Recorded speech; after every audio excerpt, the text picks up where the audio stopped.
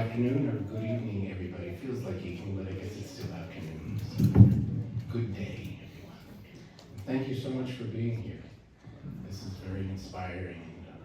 It's an event we have every year, and it's the first time it's been indoors, but it's very, very meaningful, no matter where it is. I'd like to start off with a song many of you have heard us do before at this event. And it's written, I think, by a cantor who, Mr. Portnoy's last name, I can remember, Marshall Portnoy, right? He was at the temple that you were at, I think, that Rabbi was served at sometime in Philadelphia. And it's a song called I Still Believe. Kind of tries to portray the feelings of Anne Frank when she was isolated in hiding during Nazi occupation. And you have it in your leaflets. And we ran out of leaflets, so if everybody could share, it would be great.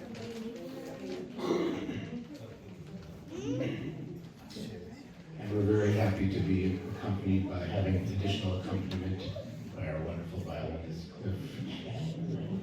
Chuang and Carl Peters. Right? So, hope you will please feel free to join in, especially on the chorus.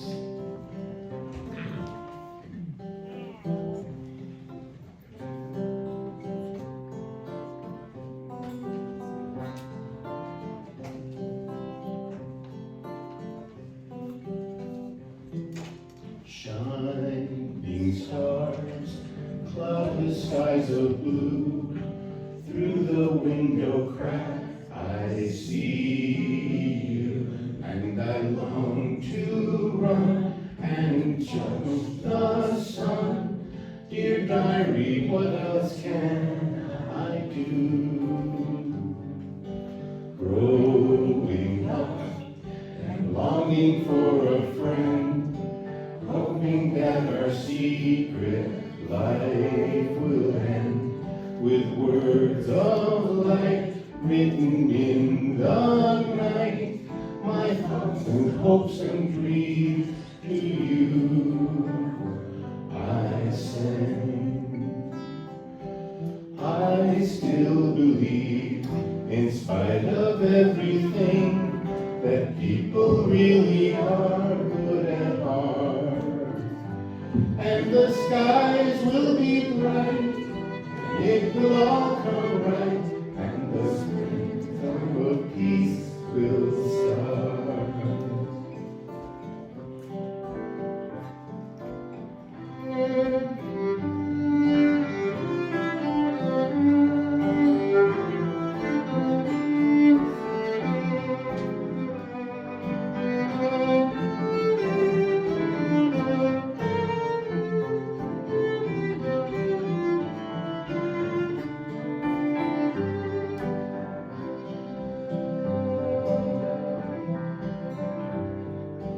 Dreaming of the precious air of freedom, waking and I feel like crying. There's no place to go, but still I know skies are clearing, birds are flying. Happiness and longing for a share in a world of truth and beauty. When the thunder's near and when I fear, the light of morning dawn will come to me.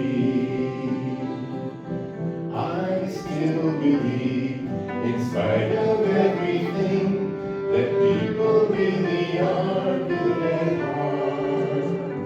And the skies will be bright, it will all come right, and the springtime of peace will start. The skies will be bright, it will all come right, and the springtime of peace will start.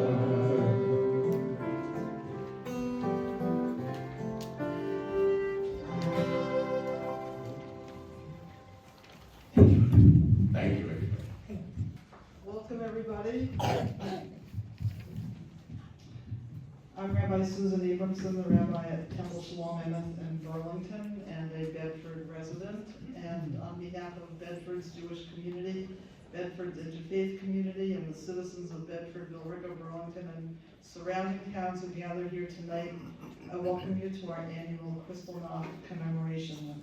I wanted to thank Ben Silver, our Temple's Cantorial Soloist, for leading us in that opening song, along with, I have to add that Cliff Chuang isn't just a wonderful violinist, he also happens to be our superintendent of schools here in Bedford. And welcome to my colleagues who were all able to join us this evening. The act of remembering is an important part of spiritual and communal practices. When we remember history together, we are making meaning of the events of the past in faraway places, as well as events in our own time and place. This year's commemoration is more than just recalling a memory. It's an active warning and a call to stand up and act against the very same forces which caused the Holocaust to happen in the first place. So my task tonight as a rabbi and an interfaith leader is different than it has been since the beginning of our commemoration of the Night of Broken Glass in Germany on November 9th, 1938, symbolizing the official beginning of the Holocaust. In prior years, we've commemorated the night when Nazi stormtroopers broke Jewish windows, burned synagogues, and attacked Jews as a sad and distant reminder of what unchecked hate and specifically anti-Semitism can cause. For the past 3 years, the scab of intergenerational Jewish trauma has been reopened. The evil of anti-Semitism, which has been growing in this country and around the world in recent years, has reignited on a scale not seen since the Holocaust. This past year, a brick was thrown through the window of the butchery in Brookline, reminiscent of all the shattered Jewish store windows of 1938. We are often vilified by the policies of the Israeli government. Jews are still being assaulted on college campuses or even just walking down a street. We've been treated with disdain or kicked out of left-wing circles. I've felt it myself. Our children continue to be called anti-Semitic names or find themselves in very difficult and awkward situations in schools. Some of us are now afraid to wear any symbol in public which would identify us as Jews. We are living in a country whose leadership is characterized by xenophobia and hatred of the other. This evening we wonder more than ever, can it possibly happen again here? During Kristallnacht, 7,500 Jewish businesses were destroyed, 275 synagogues were razed or burned, and 30,000 Jews were arrested. 100 Jews died. The majority of those who were arrested were sent to the German concentration camps and killed. This year we are sadly continuing to commemorate another date just 3 years ago, shockingly even more terrifying, deadly, and destructive than this awful night in 1938. On October 7th, 2023, 1,200 Jews, Muslims, and Christians asleep in their beds, partying with friends in the desert, were systematically killed by Hamas terrorists in a well-planned attack to annihilate as many innocent Israelis as possible. Over 240 babies, children, elderly, people of all ages were grabbed from their houses and dragged to hiding places in Gaza as hostages. The resulting deaths of tens of thousands of innocent Palestinians who just want to live their lives in peace deeply pains all of us and makes our hearts even heavier. Kristallnacht commemorates the beginning of the Holocaust, whose goal was the systematic annihilation of the Jewish people. And this year, at this moment, we recognize even more powerfully the hatred, bigotry, and xenophobia directed toward the millions of immigrants who have escaped the terror of their native land, only to live in constant fear in the country where they sought refuge. Out of the horrors of the Holocaust, the term crime against humanity was coined. Tonight's commemoration of Kristallnacht is not only a memorial, but a horrible recurring nightmare that only we Jews experienced, but so many others are currently experiencing as well. Our hearts are broken for all. Tonight, as we remember the past and mourn the present, we fervently hope for a better tomorrow. At this new moment of grief and uncertainty and fear, we need to remember that we also have hope. Hatikva, our people survived Kristallnacht. We rose again after the Holocaust. But this year, as in 1938, we need the unequivocal support of our friends and allies in standing against anti-Semitism and terror. And we need to be friends and allies of all those whose situation is way more tenuous than ours at this moment. We know what it's like. That's why it's our obligation to stand up for ourselves and those who cannot stand up for themselves. We all realize that there is no room for complacency or silence in the face of bigotry, hatred, and evil.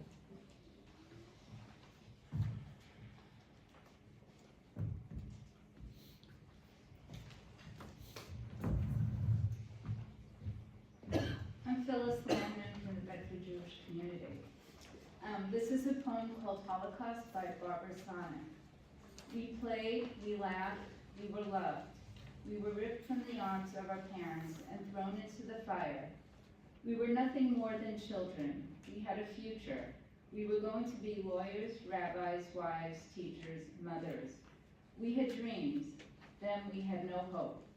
We were taken away in the dead of the night like cattle in cars, no air to breathe, smothering, crying, starving, dying. Separated from the world to be no more. From the ashes, hear our plea. This atrocity to mankind cannot happen again. Remember us, for we were the children whose dreams and lives were stolen away.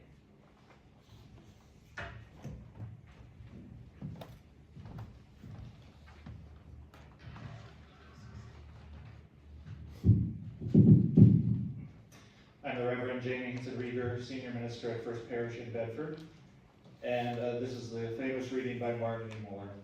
Martin Niemöller was an ardent nationalist and prominent Protestant pastor who emerged as an outspoken public foe of Adolf Hitler and spent the last 7 years of Nazi rule in concentration camps. Niemöller is perhaps best remembered for this poem. In Germany, first they came for the socialists, and I did not speak out because I was not a socialist. Then they came for the trade unionists, and I did not speak out because I was not a trade unionist. Then they came for the Jews, and I did not speak out because I was not a Jew.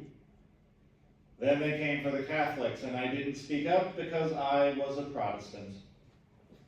Then they came for me, and there was no one left to speak for me.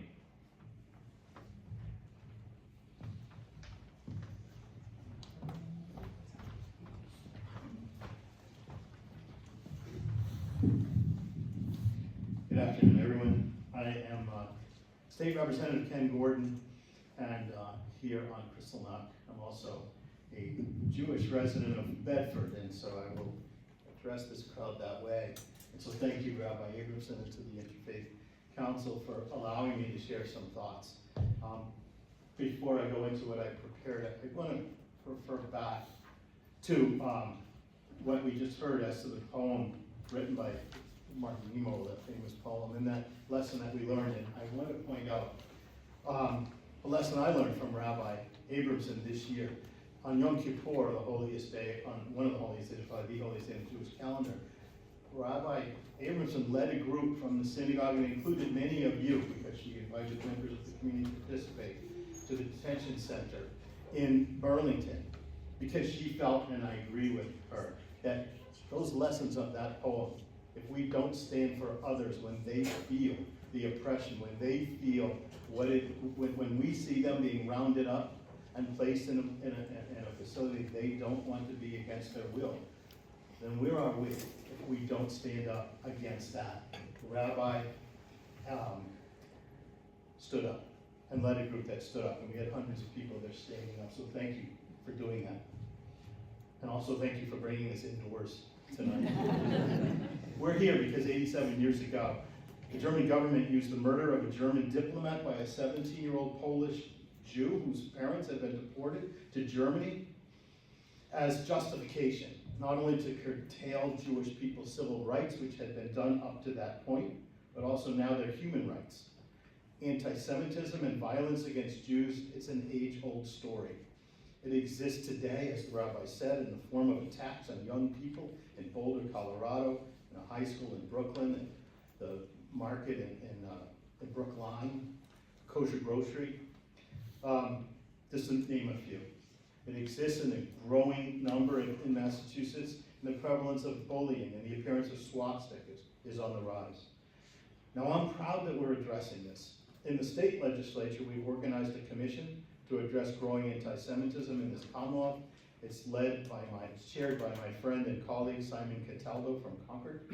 Here in Bedford, our schools have also organized a commission to address hate, including anti-Semitism, and one of our speakers, Todd Bresler, is a member of that commission, and it's organized by our superintendent of schools, Chuang. I thank you both for that work. If there are other members of that commission here, then I'll leave it to you to point that out. As chair of the House, as House Chair of the Joint Committee on Education, I can tell you that we've taken steps with our commission to combat anti-Semitism here in Massachusetts. Now, many of you may have heard of a shocking incident that I want to talk about right now because we're doing something about it. We realized that the largest teachers union in Massachusetts, the Mass Teachers Association, was suggesting to its members a shocking, one-sided, blatantly anti-Semitic curriculum that they made available. So in February of this year, portions of that curriculum were shared with the public by that commission. Here's what it includes, just some examples of what it includes. It includes a picture of a dollar bill folded in the Star of David. It includes a person wearing a keffiyeh, carrying an assault weapon pointed toward a depiction of a Jewish person, besides the words, quote, "What was taken by force can only be returned by force." This is material to be taught to children in public schools. It includes, it includes a children's book written from the point of view of a little girl explaining that, quote, "A group of bullies called Zionists wanted my land, so they stole it by force and hurt many people." DA, you can come right up here if you want. Okay. These images include no context whatsoever. When asked to condemn the depictions and the propaganda, the union's president said he did not always agree with them. When asked to take them down, the union dragged its feet and eventually complied, but only in part. I'm proud, and I raise this because I'm proud that here in Bedford, our local that's the local of our union, wrote to their state leaders, to the MTA, and distanced themselves from this curriculum and asked for it to be removed. Bedford, unfortunately, was the exception. There were a few, not many. Now, this suggested curriculum was introduced after October 7th, 2023. The union was well aware of the events that transpired on that day. It could have turned to a curricula that sought to teach students about the complexity of the age-old conflict that goes on beyond borders in the Middle East. Instead, it depicted stereotypes and propaganda. Now, maybe these union leaders could have visited the Nova exhibit in Boston just a few months ago, though I doubt they did. I'm going to talk about that because I had the honor of being able to visit it myself. It's closed in Boston. Right now it's in Chicago, but if it ever comes close to here again, I suggest anyone who has had that experience of witnessing it should take advantage of that. This is a collection of artifacts that were collected from the grounds of the Nova Music Festival in southern Israel. That's the one that was invaded by Hamas terrorists as the sun rose on October 7th. Now, if the union leaders had gone there, and they would have seen the debris, the burned out vehicles, the shot up tents and landscaping, and they would have realized that there were victims on both sides of this conflict worth understanding. The problem is, and the reason we look back at Kristallnacht, is that The lessons that were to be taught by this curriculum was only one side of that conflict. What they could have done is they could have picked up cell phones that were collected from the scene that still had videotapes of on-the-spot recordings of terrorists laughing as they shot, and of victims.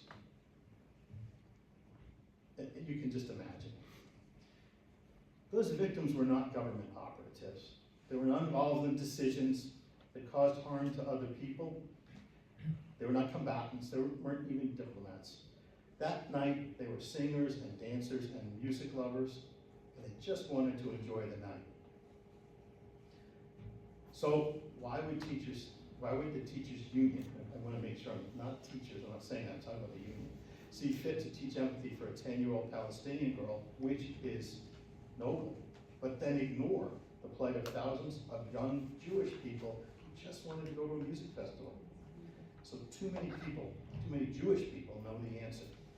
Because oftentimes, support for Jewish people comes with an asterisk. It comes with a condition. That's the problem that we have to remember on Kristallnacht. You see, we here as Jews, we support your right to be free of anti-Semitism. We have your back, but understand, Jewish people aren't as targeted as other people in our society. Well, that may have been true in Germany until it wasn't. It may have been true in Spain before that until it wasn't. Because until the formation of the State of Israel, Jewish people had nowhere to turn where they knew that they were unconditionally protected. And that's why it's important for Jewish people around the world to have support when issues come about, like the October 7th attack on them. What I want to tell you is that what's become all too common is that for people to show support for Jewish people in this day and age, they feel they have to attach it to a disclaimer. And no one has to do that. No one has to remind us that their support for us also comes along with it support for people from Palestinian countries who are also victims of human rights abuses, because we feel for them too.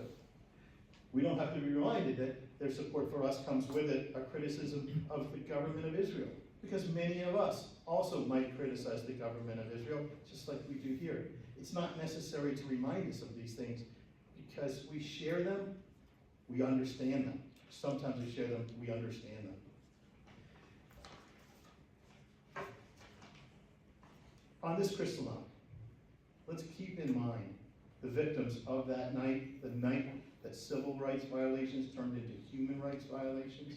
And let's keep in mind the victims right up until today, right through October 7th, right through bricks being thrown through the windows of the butcher shop in Brookline, and teach our children to resort to judgments based on understanding, based on peace, and based on a knowledge to get to really, based on empathy, and not on stereotypes and mistrust.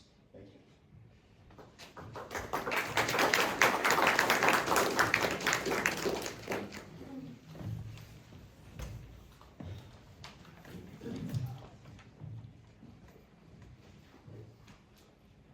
Thank you, Representative Gordon. It's an honor to follow you because what I have for you tonight is a blessing for you and for all those who are fighting oppression and discrimination against so many others. It is not surprising that so much of the leadership of the fight is coming from the Jewish community, because you have inherited the generational trauma of generation after generation after generation. And so I thank you and I bless you. I invite you to breathe in this blessing, written by Jan Richardson. Blessed are you who bear the light in unbearable times, who testify to its endurance amid the unendurable, who bear witness to its persistence when everything seems in shadow and grief.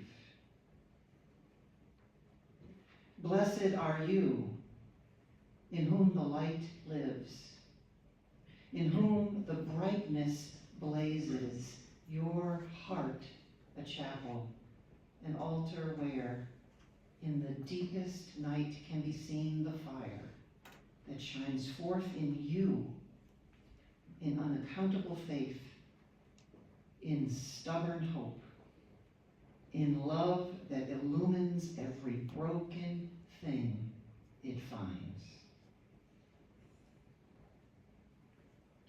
That was Jan Richardson.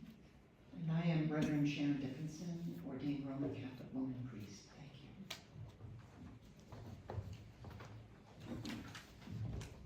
Thank you. And now I'd like to invite up our Middlesex District Attorney, Marian, who's able to join us this evening to say a few words.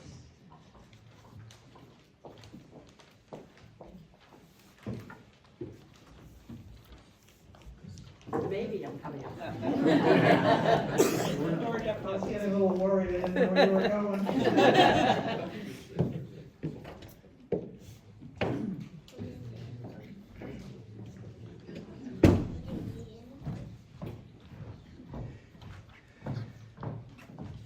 Thank you, good evening. I'm really honored to be a part of tonight's conversation. And I want to shift the focus just a little bit, because when we think about what happened on this night in 1938, there are, of course, the people who lost so much, who we mourn and remember, the people who survived and were left with that trauma.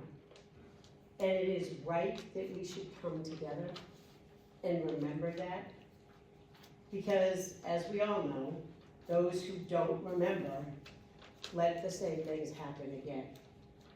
But the piece that I am always so struck by in thinking about this night is that so many people, so many Jewish people in Germany, even if they weren't right where something happened, for that night, it became a message to them that they were no longer safe in Germany. And it was time to think about moving someplace else.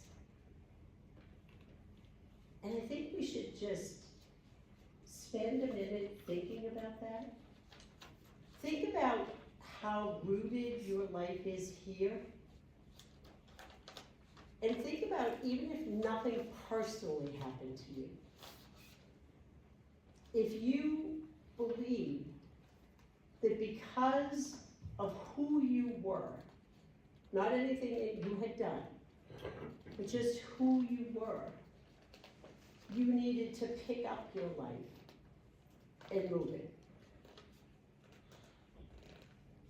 And for us here in Middlesex, I see that as one of my jobs, to always be thinking about, are there people in our 1.8 million people in this county who wonder if they can belong here, if they can be safe here? And of course the answer is yes, there are people who feel that way, who feel the way people felt on that night in 1938. And our task is to reduce that number as much as we can. To think about how do we make sure people feel that they do belong. And that's been very difficult. Certainly in the last year, across this county, we have seen people say things, do things, behave in ways that are just unbelievable. And certainly are intended to convey the exact same message as that broken glass. To convey the message, you don't belong here. Go someplace else. And I think it falls to all of us to be thinking about what can we do. Starting with our young people. How can we make sure people feel included? Just last week, we had 400 high school students gathered with us in Lexington. And one of the people that we heard from in a program I'm so anxious to bring here, because I believe it addresses these issues. David McCullough, many of you probably read his books. His grandson, who's a pretty young man, recent college graduate, has created a program where they take high school students and they send them for a week to a place that is as different from where they live as possible.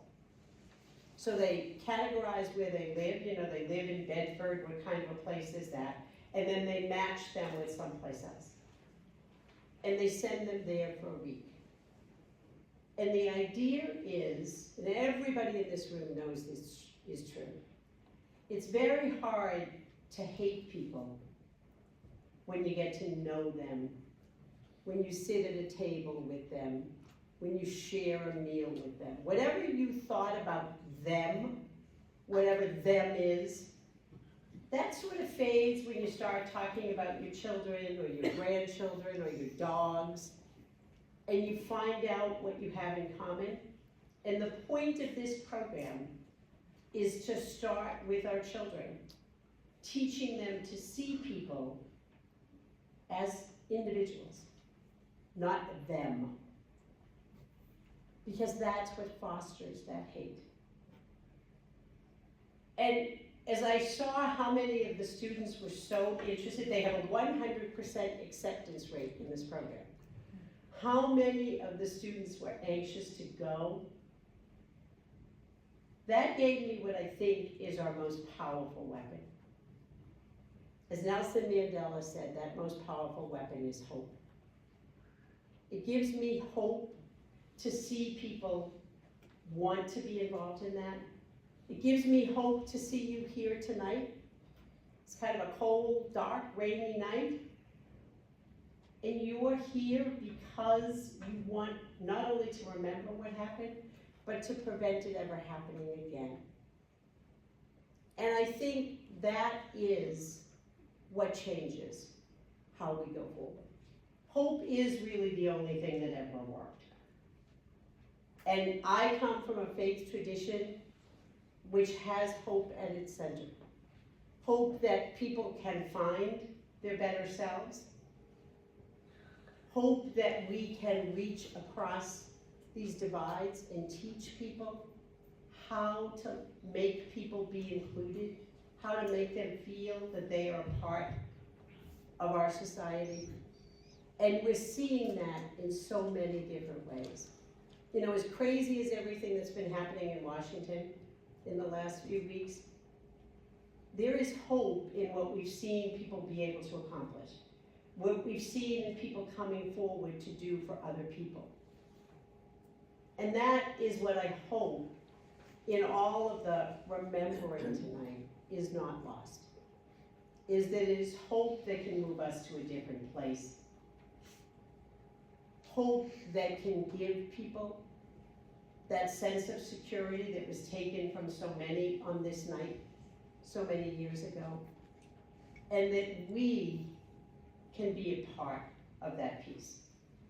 So I'm grateful and honored to be here tonight, and I more importantly thank all of you for being a part of creating the hope that will flow out from this church into our communities when you leave here tonight. So thank you.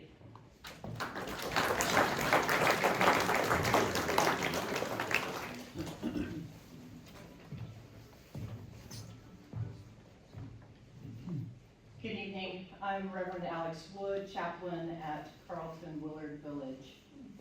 And I have a poem called Tears of Crystal, Tears of Broken Glass that speaks to both the mourning that we experience on this night, but also the hope. My tears are crystal and broken glass. They sparkle, they cut, they heal, they wound. They are daybreak and midnight, hymn and dirge, joyous celebration and lonely mourning. My tears catch your divine light, prisms casting colors across my days and on my hands. I pray to hold them gently, with dignity, with honor. I am one of your children, one of those you love, comforted knowing that I too am one for whom you cry. Tears of crystal, tears of broken glass.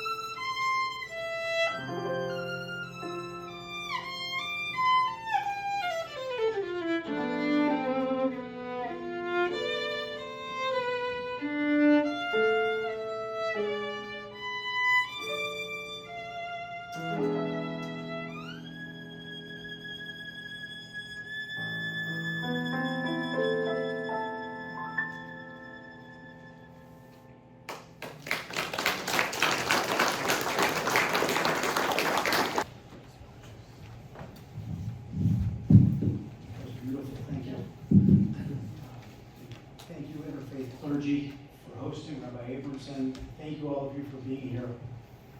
My name is Todd Bresler. I'm an advocate against anti-Semitism in K-12. I am a co-chair of the Bedford Anti-Hate and Bias Task Force.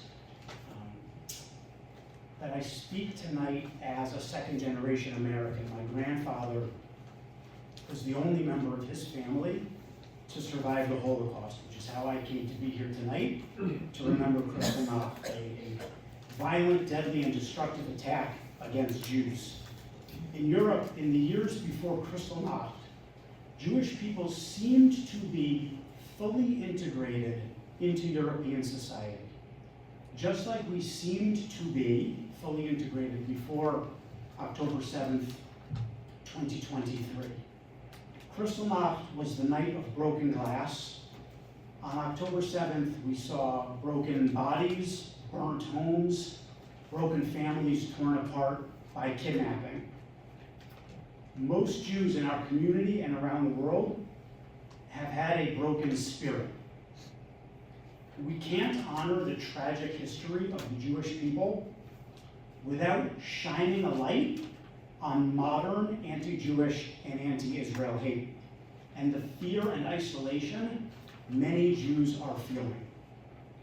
In the past few years, we've experienced things that evoke stories from the time preceding Kristallnacht.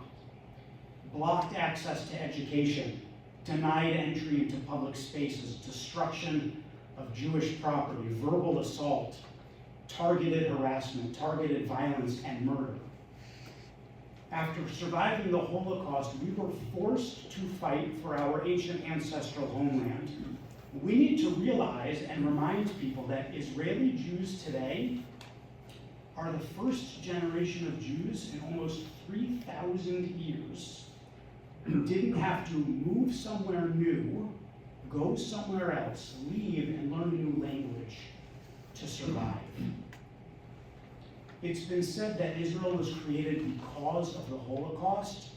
The truth is, if Israel had existed then, there wouldn't have been a Holocaust. Last week I had lunch with a visitor from Israel and his daughter. We talked about travel, we talked about basketball, food, coffee. We talked about how our daughters both love to dance. We talked about the heavy interwoven fabric of the Jewish people. I told him about my Israeli cousin calling me overnight his time from the bomb shelter, asking me to sing English songs to his kids when they couldn't sleep. He told me about being part of his town's community defense team on 10/7, how their small, outnumbered group fought terrorists for 7 hours to keep them from penetrating deeper into his neighborhood and killing more of his friends before they could be evacuated. He wears his survival story like a badge of honor that he doesn't want. We are the latest generation of Jews to go through that trauma. Like generations before us, people really do hate us and want to deny our self-determination for no good reason. People make up conspiracy theories, lies, and libels. They try to paint us out to be something uniquely evil, to be ostracized, to be targeted. But we aren't evil. We're people. We cry, we hurt, we laugh, we scream, we long for understanding and acceptance, just like everyone else. We need to build bridges, not walls. We need to teach people that Israel, in spite of any flaws, is by far the most democratic country in the Middle East, the only Middle Eastern country with freedom of speech, freedom of religion, LGBTQIA+ rights, where diverse minorities have the right to vote and hold public office. Just like in America, these are core values that need to be upheld, shared, promoted, and yes, even defended. We need to teach people about the deep spiritual connection between most Jews and Israel. It is a part of us, and we are a part of it. We need to teach people how to spot modern anti-Semitism, modern anti-Jewish and anti-Israel hate, using Natan Sharansky's 3 Ds, dehumanization, delegitimization, and double standards against Jews or Israel. This is how we honor the tragic history of the Jewish people, by making sure never again means never again. The war has finally ended. We celebrate the return of the hostages. We begin to heal. We grieve with the families whose loved ones have lost family and friends, and many whose bodies have not yet been returned. we collectively take a deep breath for the first time in 2 years, and we slowly begin to clean up the shards of our broken spirits. This is our lived experience. This time, we can't let the communities where we live abandon us in our time of need as we face dangerous, escalating anti-Semitism and extremism in the form of exclusion, lies, and libels. These trends always end in violence against Jewish people. We have great support in our community. It gives me hope knowing that we have the first of its kind in the nation, Massachusetts Special Commission for Combating Anti-Semitism. It gives me hope knowing that we have allies in the Anti-Hate and Bias Task Force established by our school committee, supported by our superintendent, by town administrators, interfaith clergy, school leaders, the police department. Last week, the Parents Diversity Council won a grant from the Combined Jewish Philanthropies Center for Combating Anti-Semitism. That's a big deal. In the Tanakh, in the Bible, it says, "The people Israel, the Jewish people, shall be a light unto the nations." Our community's support is also a light for us. Don't let the light go out. Thank you.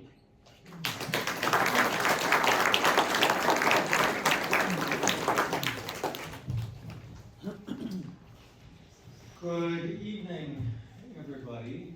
I am John Gillens. I am Minister Emeritus at First Parish, and I am at a couple of congregations in Boston. They're community minister for good trouble.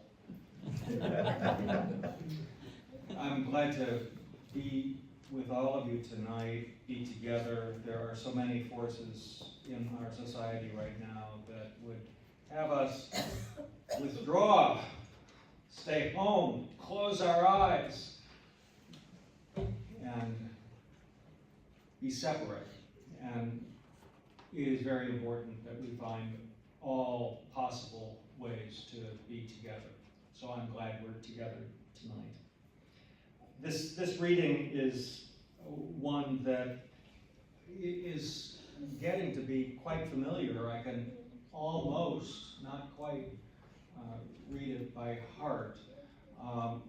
It is called "We Remember Them," and it's got a refrain, "We remember them." So you'll get your opportunity to pipe in with that refrain. In the rising of the sun and in its going down, we remember them. In the blowing of the wind and in the chill of winter, we remember them. In the opening of buds and in the rebirth of spring, we remember them. In the blueness of the sky and in the warmth of summer, we remember them.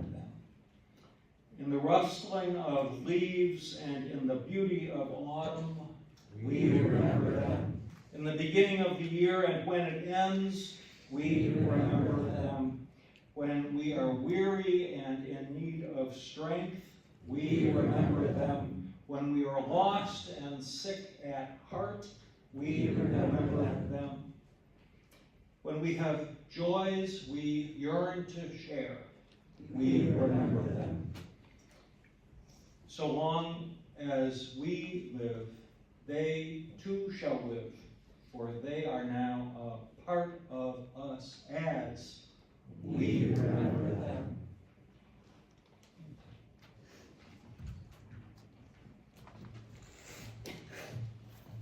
It's usually this point in our ceremony that we recall the names of those who died during Kristallnacht, during the Holocaust, and everybody else who we want to remember.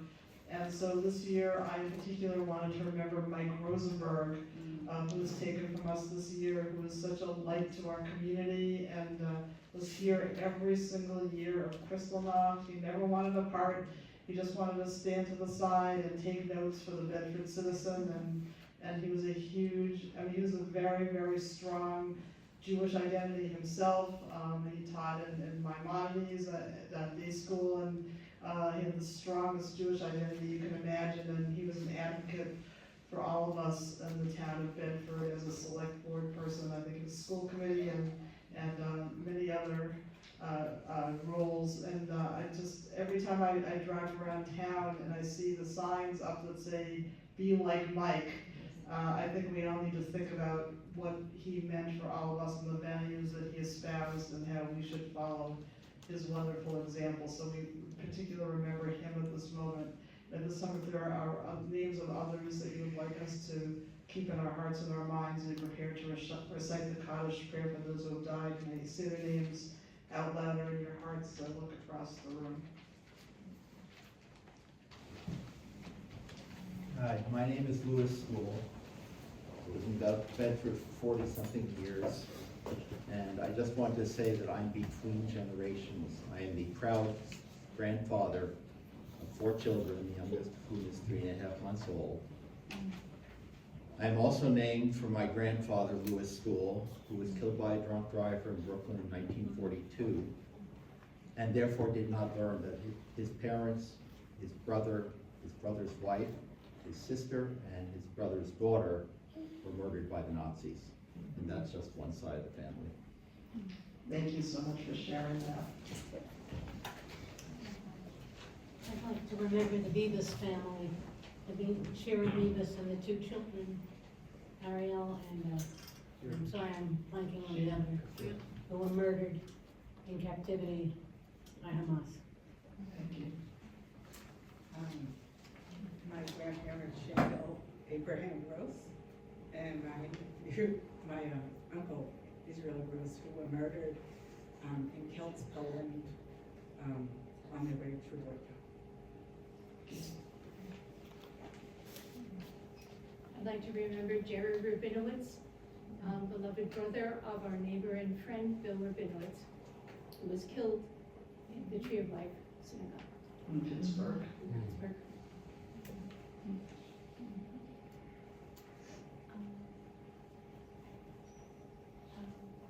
I'd like to remember my grandfather's sister, Dora Abramson. She and her young family were killed in the Holocaust.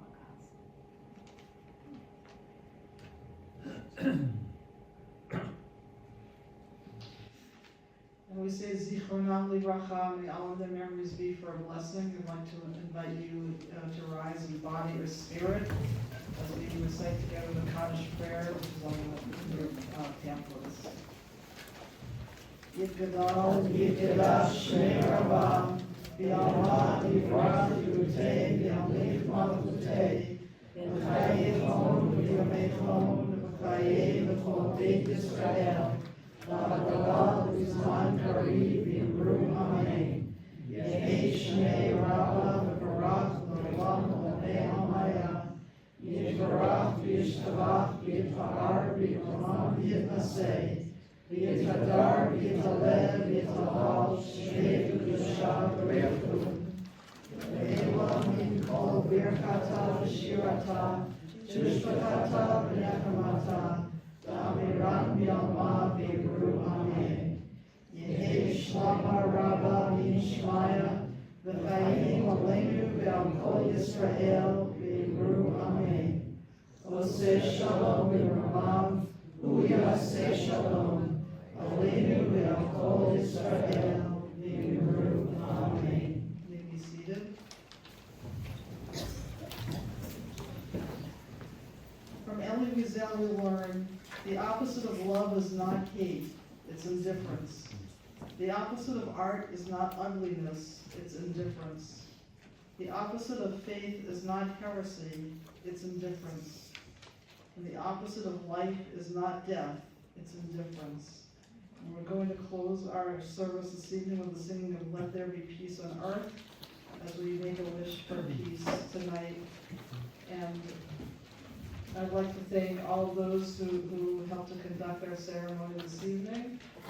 State Representative Ken Gordon, our Middlesex DA Marian Ryan, my friends, members of the clergy, and members of the Jewish community, and everybody spoke beautifully, and Cliff Chuang, and Carl Peterson, and my Cantorial soloist. My Cantorial soloist. Ben Silver. I owe Maybe we don't need that, they know the song. also your pamphlets. You have the words, I think.